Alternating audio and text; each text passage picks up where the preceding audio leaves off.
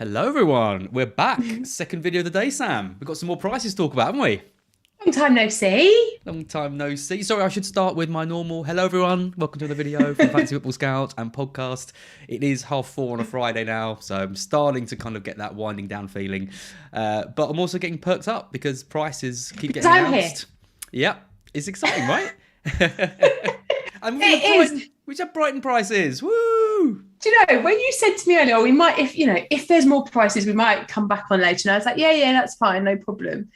And then, like, literally as we were going to come on, it was Brighton. And I was like, oh my goodness, couldn't have got more perfect for you, could you? Put the call in. That's what I did. That's me knowing Mark. You know, I dictate exactly when the price. I know all the prices anyway. You know, I know every single one. Absolute nonsense. I wish. Pure luck. I wish.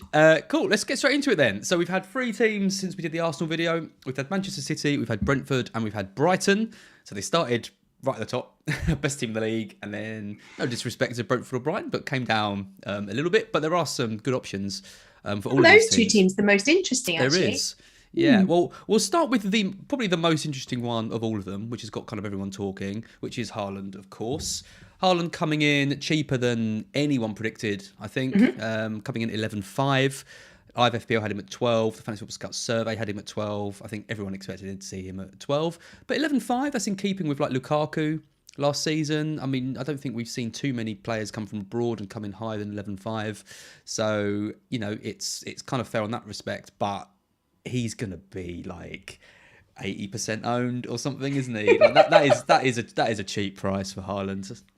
It is definitely. I mean, I was expecting 12, if not 12.5. I was kind of like, where are they going to put Kane? Because it was that kind of conversation, I think, wasn't it? Where do you put Kane? And then how do you tie in Haaland and Kane and Ronaldo? Like, how do they work as a trio of premium forwards? Who's going to be priced how and where? And I think, for me, I thought Haaland would be a little bit cheaper than Kane. And therefore, if a little bit cheaper than Kane, maybe it does make sense that he's 11.5. And like you say, players coming into the game, you never really know how they're going to come in. Are they going to come in all guns blazing? Are they going to come in, take a little while to settle?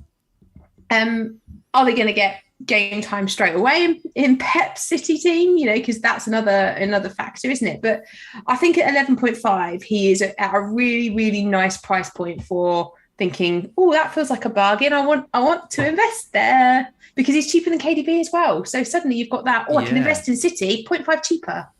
Well, I think it's going to be interesting how they do price some of the other strikers. I think Kane is going to be a really interesting one. I mean, if Kane comes in at 10.5, for example, or 11 with the Southampton fixture first, you might see some people getting him in and then looking to switch over. If he smashes it against Southampton, maybe you don't sell him, and maybe you do move. We're all waiting for Son's classification. Does Son come in as an 11 million or 11.5 striker? Doesn't look like it at the moment. I'm not seeing too many of these. I mean, we'll talk about Mbomo in a bit. He's been shifted from a mid to a forward. But yeah, we're just kind of waiting to see what's going to happen with Son. I mean, and Salah, I guess, but I can't see them moving. Signed a contract, hasn't he? He has indeed. Signed a new contract. If you've missed that in all of the price releases today. I think that the problem is if they price Kane, Son, you know, and these, you know, these other strikers at 11.5, there's just going to be no decision to be made, because why would you get, and like Ronaldo, for example, if Ronaldo comes in at 11.5, it's just always going to go for Haaland out of those options. So how they price the other players, I think, will tell us, you know, how good this price is for Haaland. Because if they're all similar, I just can't see anyone going without Haaland. But if they are cheaper, then maybe it gives you a bit of a decision to make. But just can't see Kane being cheaper than 11.5.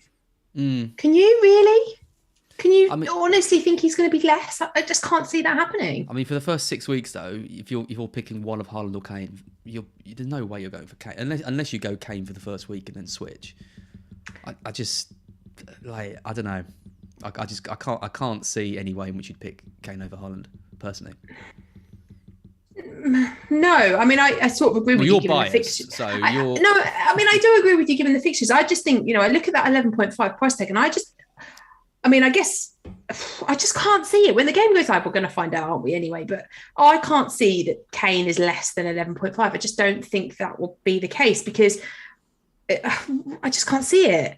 And the same with Ronaldo. You know, when you think about where he was priced last time around, like, I'm really intrigued to have those prices now because I think the Haaland one has made me it's maybe even more interested than I perhaps was before, because I was expecting 12 and now it's 11.5. And all these 0.5 savings make you feel like, oh, I'm starting to see, now I've had these first 4 teams, starting to see how I can build a team and where the budget's going to go. And that's quite a handy tool. And then when you're looking at teams like Brighton, who I'm sure we're going to talk about in a little bit, of course, start to see a lot of value. And then you go, oh, well, actually, if I go for these couple of 4.5s, then now I'm in with a nice place where I can have maybe an extra premium here or there. So interesting times. I do like the Haaland price, though. I think it's fair. Yeah. Okay. Good. Yeah. Like we said, we'll see what happens with some of the other prices as well. Yeah. I mean, Haaland, who gets through pre-season with no injury, I think he's going to be in pretty much everyone's side. I mean, the other option is De Bruyne. I mean, De Bruyne is at 12. So as you said, he is more expensive than Haaland. I mean, there's no way he's 12 if he didn't get those 4 goals against Wolves. He's coming in cheaper than Haaland if he didn't get those 4 goals. He's coming in at 11, I reckon. So those goals have really boosted him up. 12 million. We're not going to go there, are we? Well, I don't know, you see, because I really rate KDB. And I think in terms of security and knowing what you're going to get in the Premier League, you have that with KDB. You know that KDB is a top quality player. He's often overlooked because the pet roulette, premiums elsewhere, everything else. That means that as FPL managers, we often kind of go, oh, it's a little bit expensive. Maybe I'll go all Foden, he's a bit cheaper, or all Mahrez. Some people like to just go on a little tangent over there every now and then just because cheaper and save budget. But what I find myself looking at KDB thinking, a fully fit KDB and a team that's got a proper striker in it is highly attractive to me. Now, given that he has the Premier League experience, the pedigree, all of that stuff, I do lean towards wanting to own him, because I just know what I'm going to get with KDB in a way that you don't know with Haaland what you're getting in the Premier League yet. You will do within a game, probably a couple of pre-season games. So I'm going to be watching Haaland. His price tag, obviously, and the fact he's cheaper than KDB puts him on top of the pile for me, just on price points. But if I don't see a lot from him in pre-season, or we don't start him to see him hitting the ground running, then going with KDB, to me, is the safe, nice pick where you almost guarantee yourself points, particularly in those early fixtures. I just think they've overpriced him. I think 12. Do you? I think 12 million is too much for him. If Haaland's 11.5, if they make De Bruyne 11, that gives you a decision to make. Bearing in mind you've got to pick a striker, right? And you can only really have 2 premiums. You maybe 3 at a real push, but you're going to have Salah at number 1. So he's going to be in everyone's. It's got Fulham in the first game. There's just signed a new contract. There's absolutely no way anyone's going to go without Salah. So then you're looking at KDB, Haaland and Son, all that are going to be around that 11 million, 12 million mark. You've got to have a forward, unless you go ultra. But you've got to play one forward. We don't have a huge amount of options. We're going to talk about like Tony and players like that in a bit. But that's why Haaland is so attractive, because you can play him as that one forward and have him every week and then stack your midfield with good options. De Bruyne takes up a midfield slot. He's expensive. Haaland's going to be on pens as well. He's just not an option. No one is going to. I guarantee you will not. If Haaland's fit going into the first game of the season, there's no way you're going to pick De Bruyne over Haaland. I don't believe it.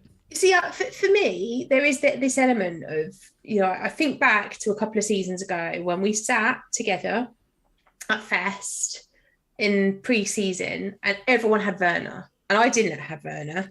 I decided to go completely against the grain. And I remember saying to, I don't know if it was you or if it was David Monday or whoever was sitting next to me at the time after the deadline passed, like, oh, I think I might have absolutely messed up here, because the whole of Fest, in fact, the whole world seemed to have gone with Werner and he never hit the ground running. Now, I'm not saying that that's going to happen with Haaland, but there is a bit of me that goes, I think the slightly cautious FPL manager in me looks around the other players. So I think I went with a different Chelsea player. I can't remember who it was. Maybe it was Mount or somebody like that instead of him.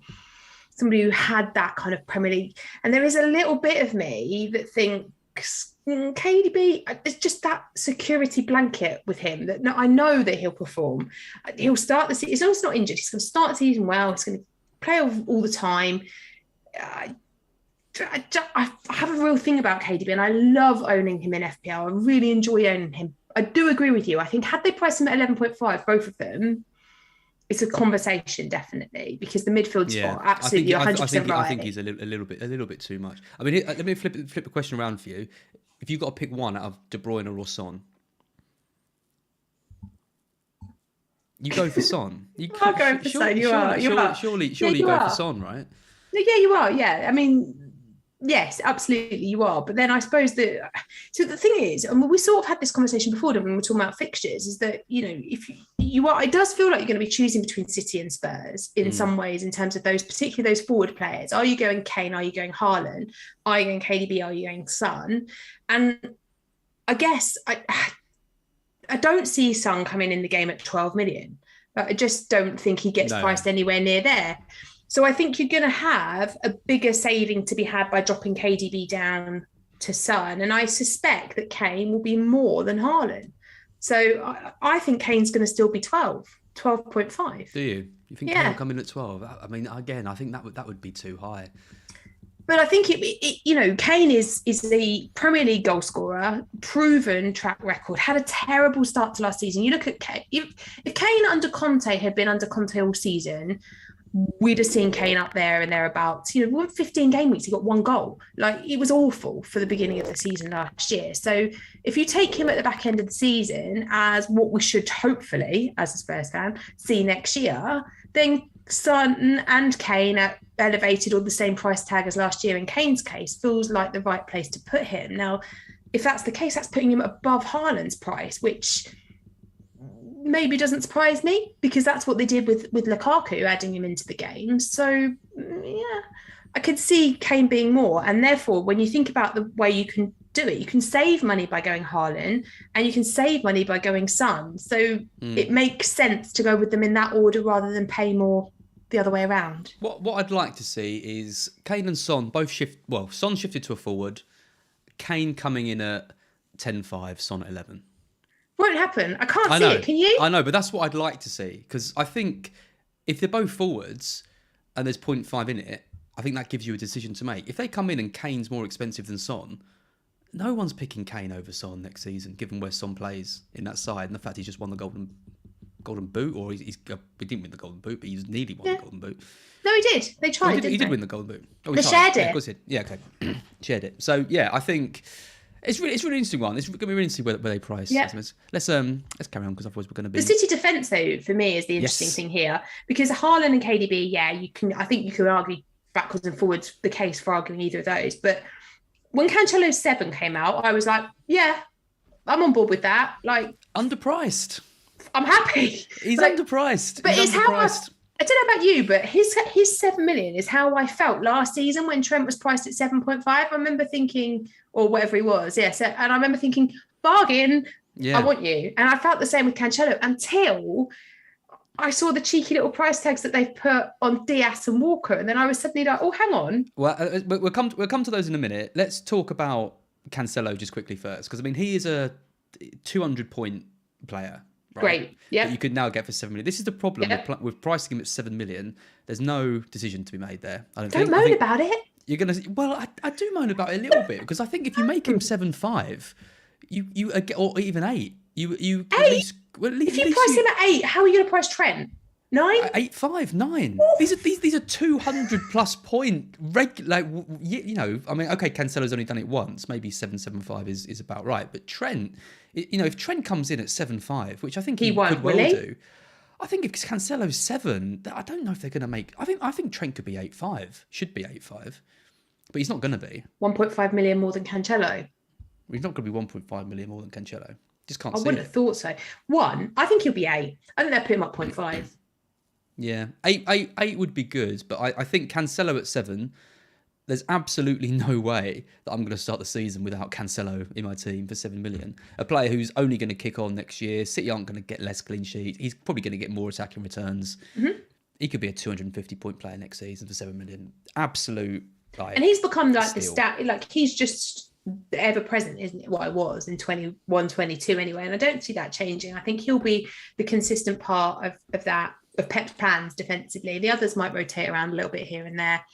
But if he's fit and available, Cancelo's going to play, is my reading of it. So at 7 million, I was very, very pleased to see that come out. And then the other two, you kind of go, oh, I could save a bit of money. And then you go, you know what I could do? I could just double up. Because actually, they're nicely priced. It's interesting that you say please, because Delia's in the chat as well. Delia says, I don't understand why people complain that players are too cheap.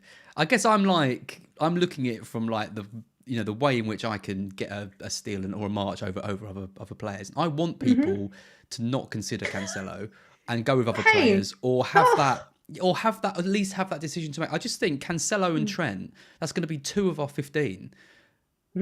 And Salah, that's 3 of your 15. So that means you now only got 12 spots to play with, because everyone's going to have those 3 players. Yeah, but see, I kind of like this, because what that basically means is that you then have to take risks on your differentials. And that's kind of the way I like to play the game. Like, I like to play FPL by looking to find somebody random whose underlying stats are just ticking along, but that their eye test is passing, or that they're not really passing the eye test, but the underlying stats there and nobody's invested in. Because then I've got, the standard picks that we've had so far that are probably going to be in most people's team. We talked about the Arsenal guys earlier, the City guys, like there's going to be a few of them.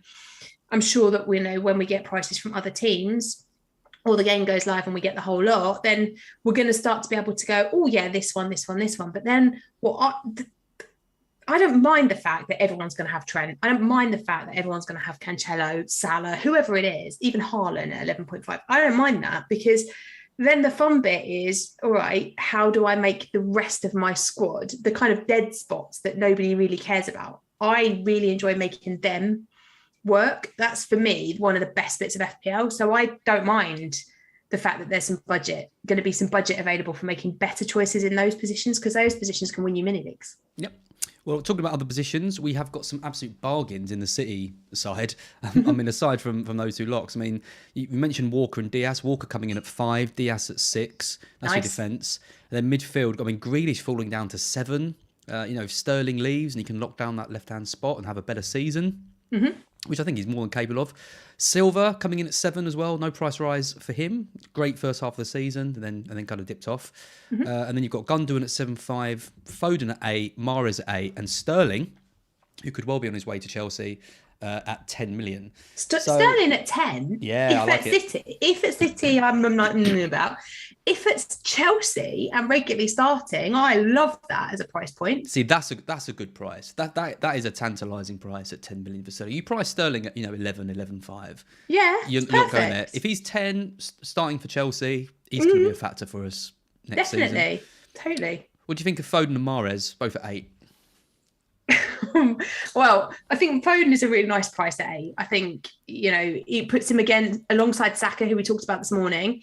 Having them in that kind of bracket, you're making those choices then. And, I said this morning, Saka will be, straight in my team sheet because the fixtures are nice. Well, putting Foden alongside him makes for an interesting conversation, because if I am going Haaland up top, I probably do want more than one City attacker. So to be able to then get Foden in the midfield as well at the same price point, knowing I can move to these other ones as the game time changes or fixtures or whatever, I think he's really nice. I don't think many people are going to go Mahrez, because I think you're going to go Foden and then potentially Grealish, depending upon what happens at City over the course of the summer. You could save $1 million there by coming down. So I think my immediate reaction is you go Foden. And then if Grealish is the player that we thought he might be, but hasn't shown yet at City, then you move down to him. Yeah. There's no player that I can ever remember in FPL, my own feelings are so widely different. I regard him, Mahrez, as one of the best players in the league. Best technical ability, best touch, game changer on his day. Yeah, he is absolutely. My number 1 most hated FPL player that there is. And I think the reason why people are going to him is because obviously Jesus has left now, or he's leaving for Arsenal. Yeah. At the moment, there's 3 players competing for the left, Sterling, Foden and Grealish. No one on the right competing with Mahrez. So that's why people are looking at that and thinking, actually, but it's Mahrez. But it's Mahrez. That's my point I was making on Twitter earlier. My point is, whenever you think Mahrez is a good option, he's not. I remember doing the FPL show multiple times when Jules was still hosting it. Oh, yeah. And Jules going, but what about Mahrez? And I'll be going, you just can't trust the game time. You can't trust that he's going to play. All of this stuff makes Mahrez really, really hard to pick. And I still look at him now and go, oh yeah, 8 million, that feels nice. No thanks. Just because I don't believe that game time is going to be enough and that he will return enough FPL points. Whereas I think, you look at Foden, I would expect that the game time will be there. I would expect the points would be there. I just trust Foden a little bit more. I think we're going to see a front three of Haaland, Grealish and Foden. I think that's gonna end up being the preferred front three for Pep. I mean, Grealish is a bit of a doubt because obviously he's not had a poor season last year. Mm-hmm. It's whether Pep can kind of get the most out of him. I don't believe that he's finished, or I think you see him for England, changing the game. He just needs to get that kind of regular time, isn't it? Regular and time, position. Get that position sorted, work out exactly, because he goes off too wide, and he acknowledges that, and he hasn't got the same kind of confidence that he has when he plays with England. But I can't see Mahrez again. I mean, there's 5 subs. Pep made the least subs in the league of all managers last season. So people thinking that 5 subs is going to boost Mahrez, it's not. So yeah, I don't know. I like the prices for them both. I think they could both be options, but I will most likely be steering clear. I think when the season starts. Yeah. Interesting. Yeah. Let's talk about Walker and Diaz quickly. Defenders, Walker at 5. That is cheap. I wasn't expecting that. I mean, if City don't sign a Cucurella or someone, Walker at 5 is a bit of a steal, isn't it? Yeah, suddenly. I mean, the thing is that every year we all, at some point during the season, we go, should we double up? City, Liverpool. It happens every year. At some point this season, it's going to happen again. And at Liverpool, you kind of go, well, that's a lot of money. Or you certainly did last couple of seasons, because Robertson's been expensive and Trent's been expensive and Van Dijk's been up there and thereabouts with the expensive. And last season, all right, we had a little bit of Simicast love here and there, but it's hard to own the double up because you just got to take some money out of elsewhere.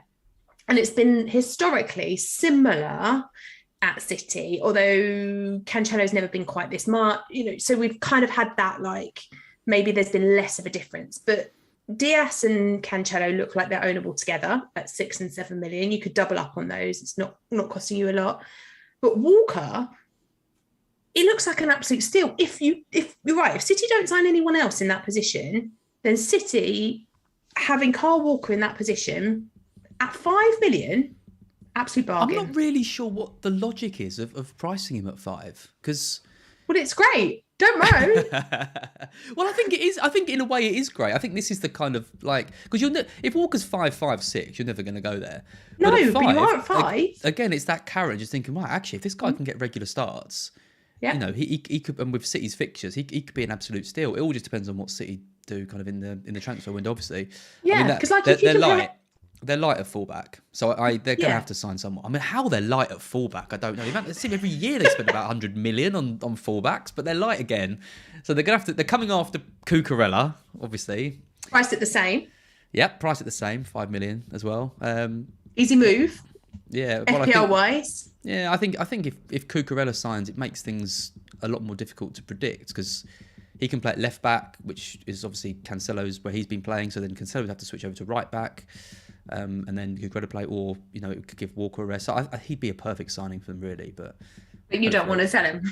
Yeah, I don't want to. Really don't. Even if we get 40, 50 million, I think he's going to be a huge loss for us. Interesting though, isn't it? Because I think the City defence, for the first time in ages, because as you know, I hate the defensive double up when I play FPL. It stresses me royally. But for the first time in ages, this is a team that I've looked at the price releases for and gone, I already can see I'm going to double up here. Because there's real value to be had with Diaz and Walker, particularly if nobody signs in that position. Walker, we know he can be a great asset. Like, he's been a good fantasy asset for years. And if he gets regular game time down in that wing-back slot, he'll be absolutely fantastic at 5 million.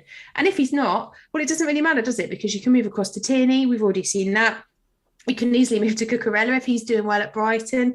Like, there's going to be other 5 million defenders that also look attractive options. So if for any reason you start the season with Walker and then they do sign somebody else, or he's not getting the regular game time, it will be an easy move away to a different 5 million defender. Yeah, I mean, the good thing about Walker is he's unlikely to come on. He's either going to start or he's not. I can't see Pep messing around with that fullback position, given that he doesn't make many subs anyway. No. And, I mean, they have got 5 subs now, but, I can't really see that happening. I guess the negative is it blocks a City spot for you. So say you start with Haaland, Cancelo and Walker, and then Foden emerges from the first 2 weeks, playing on the left, scoring loads of goals, really creative, and you want to get him in. Obviously, then have to take Walker out, bring Foden in. It creates a bit of a that's true. Problem. It's true. Yeah. Right, let's move over from City to Brentford. We're going to talk about Ivan Toney. Ivan Toney, first of all. I've got some stats on Ivan Toney. This is, again, from the Fantasy Football Scout members area. This is the stats tables, example of the stats tables that you can put together. So all I've done here is just look at all matches, players that play 360 minutes or more, looked at the forward position, and sorted by expected goal involvement over the season. So number 1 is your best friend, Harry Kane. Hooray! Number 2 is one of the world's best ever players, Cristiano Ronaldo. No cheer. And number 3 is a Brentford forward whose name is Ivan Toney, with 18.2 expected goal involvement over the season, which is, Ronaldo's was 19.98. Kane's was 25.25. So Kane was by far the leading kind of forward last season. And you want to bring him down in price, Az? Yeah, I know. I'm terrible, aren't I? He's 12.5. So you want to bring him down to 12, I think. So I mean, I'll pay 100 million on a whole budget.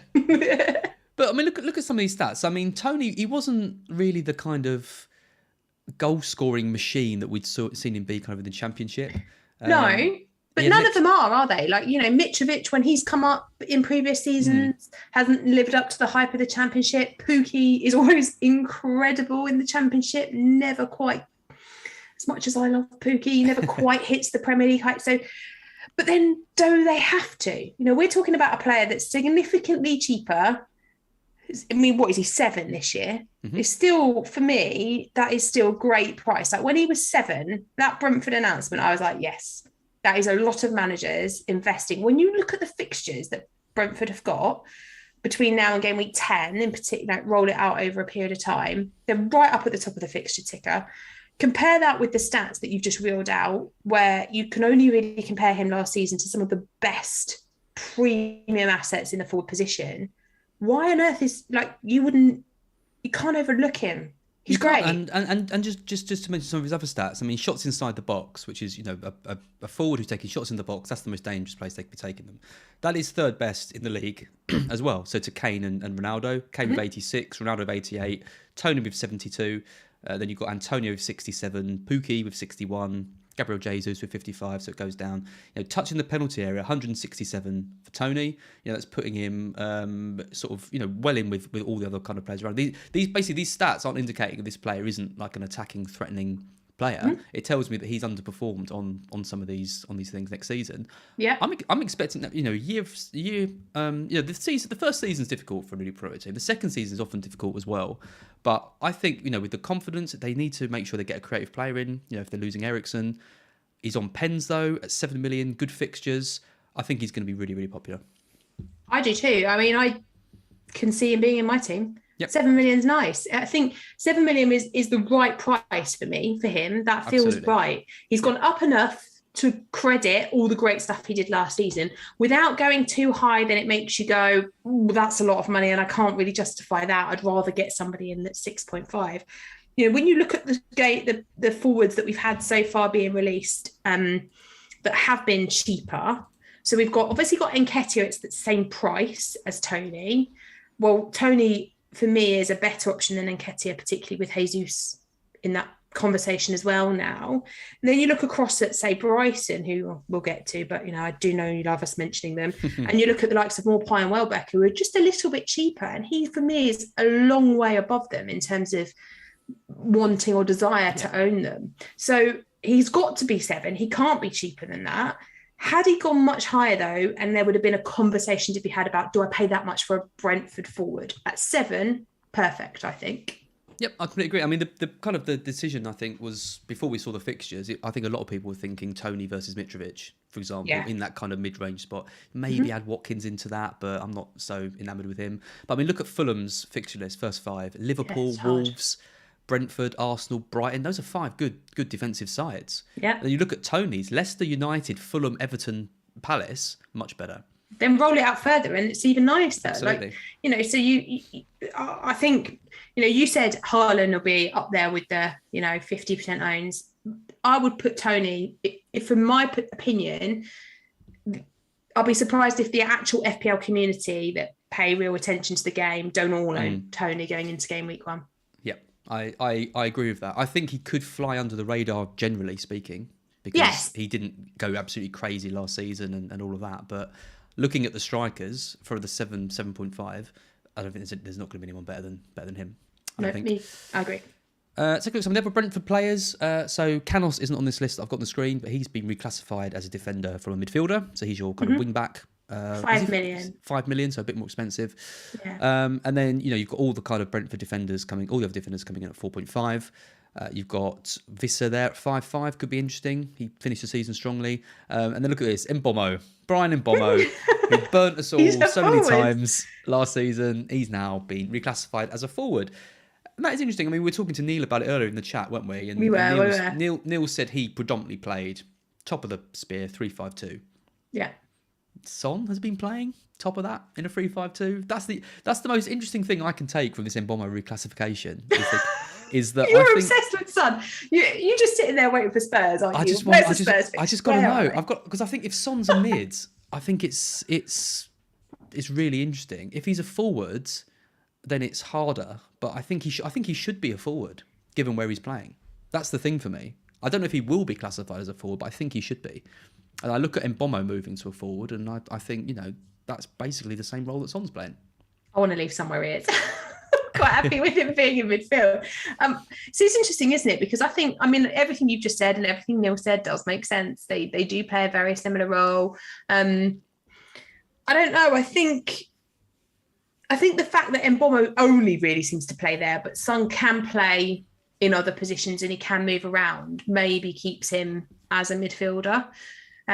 We'll find out at some point, won't we, where they classify him. But the movement of Mbomo up top, it kind of does detract from him a little bit for me. Now, it's not like a full, I'm fully not interested. I'll probably end up with him in my team at some point because I seemed to own him a lot last year. I don't know, he just always ended up there. How did you do, Sam?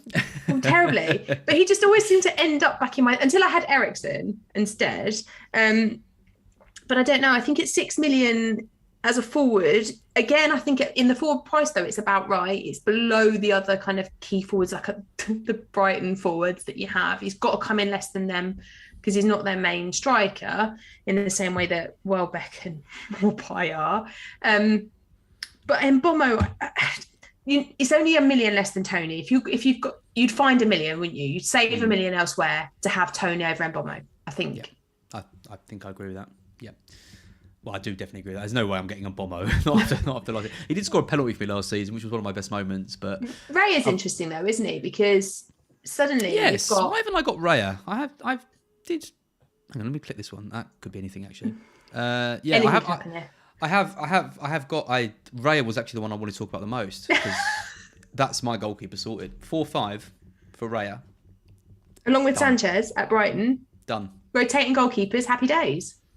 Absolutely. Like, the two of them together. Like, actually, when the Brentford price happened, I was sat there thinking, yes, thank you. Yes, thank you. Like, they were a team where I was looking at thinking so much good value here. Like, with Tony, that he's a good value, but with Raya in particular, great quality keeper. Had he been able to stay fit all of last season, would have, exceeded the points that he did get, obviously, over the course of the year.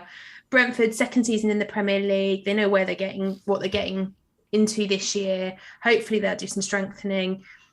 Alongside Sanchez at 4.5, who I just seem to think I own every year for the whole season pretty much. But at 4.5, Brighton are a secure defensive unit. And, those two goalkeepers at 4.5 each look like great options to own together. Now, yes, you could probably buy a 4 million goalkeeper somewhere along the lines that you could have instead and not rotate. But if you can find the 0.5 to have two good quality keepers like that, I mean, that's a no-brainer to me. Again, coming back to the members area of Scout, looking at the goalkeeper tables, this is filtered. This is all goalkeepers in the league who've played 380 minutes and filter by minutes per FPL point. You've got your three big guns at the top, Alisson, Edison and Lloris. Alisson and Edison both 6 million, likely to be 6 million again. Lloris was 5.5. And then you look at some of these other players. You've got Guaita, interestingly, 22.3. I wonder how much he'll be. Yeah, I think he if he comes in at 4.5, then I'm very interested. Sarr is there. He's 22.5, so not a huge amount of difference. But obviously, he's a 5 million goalkeeper. And then you've got Raya. So he's next on the list, 22.7. That's equal with Ramsdale. Yeah. So everyone thinks about how amazing Ramsdale was for the most part of last season. Well, when they played together, Raya got exactly the same points as him. So I think Raya at 4.5, he's going to be the 4.5 steal of the season. I think Brentford are a good side, good defensively. You know, they're well organised and well drilled. He makes more saves than someone like Sanchez. Yeah. I really like that at 4.5. I'll definitely be going there. Yeah, I think I will too. Yep. Let's talk about Brighton then. Go on then. I'll just sit here while you wax lyrical about Brighton. Well, I think Brighton are actually. When I saw Brighton were the next team, I was like, oh, that's going to be a bit boring. But I've been a bit kind of harsh on some of the prices, but I think they've absolutely nailed. Your own team's going to be boring. Well, it is. Well, if I said to you what Brighton players you could have in your game week 1 side. Well, probably would have been Sanchez because I always have him. Apart from Sanchez. I mean, the one for me was Lamptey. Like, I was so excited to see Lamptey. Hang on, we'll get to Lamptey. We've got to have structure. We've got to have structure. No structure. We will come to Lamptey. Let's just talk about Cucurella. Let's talk about Cucurella. Okay, go on then. Quickly. So he's in at 5 million as a defender. Mm-hmm. If he stays at Brighton, he's a no-go for me because of exactly what you just said. You've got Lamptey there. The one actually, and I'm going to break all the structure now because you. Oh, what? You kind of got me for breaking structure and then break all the structure. Breaking it. The structure's gone. It's a blur. Dunk coming down from 5 to 4.5. That's big. I won't talk about it because it's not in the right order. No. I agree. I do agree. I think, at 5 million, Dunk is like, no thanks. Yeah, exactly. At 4.5, suddenly we like these 4.5 defenders today has been so nice, hasn't it? Like we've got Ben White, Tommy Asu at Arsenal. Guys. Yeah. Got basically the whole of the Brentford defence that we can choose from, apart from Canos. And then we come over to Brighton and we've got Duncan Lamptey, who, again, both of them offering great potential. We know what Dunk's capable of. We've had him in our teams for years and years and years. He is a very, very talented 4.5 million FPL defender. At 5, it was like, I don't want to spend 5 on you. But at 4.5, he's back in the conversation again for me. Yep. Well, I think Cucurella had to be priced at 5 because they can't price him at 4.5 in case he goes to City. And they can't price him at 5.5 because he's not really a 5.5, 6 million defender. I mean, he played the end of last season at centre-back for us. And even when he was at wing-back, he wasn't really getting the attacking returns. But I think he is, if he stays at Brighton and he's moved back to wing-back, I think you could be tempted by the extra 0.5 because he should have more attacking threat than Duncan and Lamptey. Lamptey's got the injury problems kind of there as well. But personally, I think Cucurella leaves. So. Would you... straight choice between the Brighton 4.5s though, because that's what it's going to come down. Most people are going to end up with one of these Brighton 4.5s probably in their team. So... Dunk over Lamptey over Dunk? I think so. I'd start with Dunk, I think. Lamptey is one of my favourite players when he's fit and flying down that wing. He was managed a lot last season and those minutes really got managed towards the end. And, I just wonder what's going to happen with him. Like, he's going to have... Pre-season's going to be big. If he's playing a lot of minutes pre-season, he comes into the team, then yes. But, I mean, Veltman is good. Like, Veltman did a good job for us at right wing back. And I still worry that they're going to kind of try and manage that as best they can. Because he's one we haven't got a price for, isn't he, at the moment, Veltman? So I imagine he'll be in and around that same position. He'll be 4.5. Yeah, he'll be 4.5 again. I just think there's more risk with that. Whereas Dunk, I think 4.5 for Dunk. I just think that's a good price. He's got a goal threat. He takes the odd free kick. He's going to play every game. I would feel reluctant to pay the extra 0.5 if they're the same price. As much as I love Lamptey, I think I would probably go for Dunk. The next one. Oh, sorry, come. No, go on. No. I just love Lamptey. Just love Lamp. Yeah, so do I. He's lovely. Trossard is a 6.5 million midfielder. I mean, talk about player classifications. I bet FPL Towers looked at Trossard and went, well, we could play him as a forward, a defender, or a midfielder. He could go anywhere apart from as a goalie. Exactly. I wouldn't be surprised to see him turn up there next season, to be honest. He plays absolutely everywhere. He finished the season at left wing back with Cucurella moving to centre back. He played majority of the season up front with Mopé. Yeah. Rarely played sort of in an actual midfield spot, but he can play. I mean, Potter is a maniac. He just does what he wants. But 6.5. He's had a price rise. He was 6 million last season. He's got up to 6.5 this season. It's quite a lot of money. I think it's quite a lot of money. I think they could have kept him at 6. But equally, he is the best attacking player in your team, in my opinion. Yeah. So if you're going to price, I don't think you can price Maupay and Welbeck at 6 or 5. I think they have to be 6.5. They can't be the same as Mbeumo. So then Trossard has to at least be level with them, doesn't he? If not a little bit higher. So I think he has to come up level with where they're putting Maupay and Welbeck. To me, on paper, yes, if he'd have been 6, I'd have been happier. But I can see why he's 6.5. He's the most attacking Brighton player, most likely to get attacking returns. Yeah. Arguably your best player. Well, he is our best player. He just hasn't really delivered from. I wouldn't say he had the season. Yeah, apart from Lamptey. Yeah. I wouldn't say he had the season last season that warranted a price hike. It's not really a massive hike, though, is it? It's 0.5. No, and I think if he was 7, it would be a no-go. But at 6.5, I think there's still some value there, depending upon who else ends up priced at that price point. Like if you compare him across to maybe like who else have we got there? We've got Ødegaard from Arsenal at 6.5. Probably worth more than Ødegaard, to be honest, in terms of attacking potential. But he's got to be cheaper than Grealish. So yeah, I mean, I think it's because like we talked about Visser, he's 5.5. I think like if I'm using that spot to try and find like a 6.5 option, like a budget option, because I'm getting Haaland, Salah, some expensive defenders and stuff. I just can't see. I can't see how Trossard at 6.5 really fits into that. He's not going to be someone that I mean, looking at the squad, for example, we got Pascal Gross at 5.5. At 5.5, so he's a cheap one. I mean, I've had him in previous seasons and he's been brilliant. McAllister as well, 5.5. A really good player. Be interesting to see how he fits into the side. One I like though, one I really want to push this pre-season is Dennis Undav. So he's our kind of. We're signing quite a few different strikers. We've signed like an 18-year-old Paraguayan striker, but we've got Undav in. Undav was the main target. He's actually come from the club, a club that our owner owns in Belgium, I believe. So he owns 2 clubs, and basically this guy came in. He was absolutely brilliant, and now Tony Bloom's bought him over from there. He's 5.5 million. I don't know whether he's going to start straight away because the Mopé, Welbeck, Trossard thing worked well for us at the end of last season. But I can absolutely guarantee that he comes into the side. He's our first choice striker at some point next season. And when he comes in, I think 5.5 is such a good price for him. He's going to get goals. He's going to get goals for us. He's going to convert them. And that's the thing, isn't it, with Brighton, is that you've always created chances. Yep. You just never convert them. We don't stick them away. Yep. It's always the same. So in terms of Brighton players, in the past, in FPL, it's always been invest in the defenders because solid defence, get clean sheets. Sanchez picks up some save points here and there. There's bonus points around for the defenders when they keep clean sheets because they're never high-scoring games. So that's where it's always been.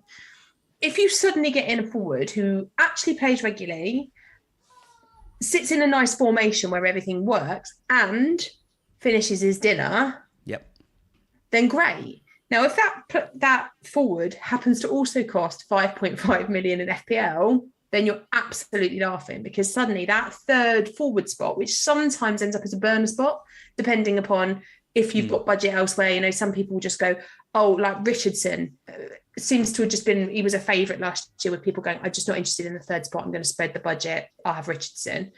It could now be that you don't need the burner spot because at 5.5, if he's playing, you've got a really nice option there. So yeah, he'll be on the watch list. Let's see how pre-season pans out, how Potter's playing him, how he's setting up the system. But he does look attractive, that's for sure.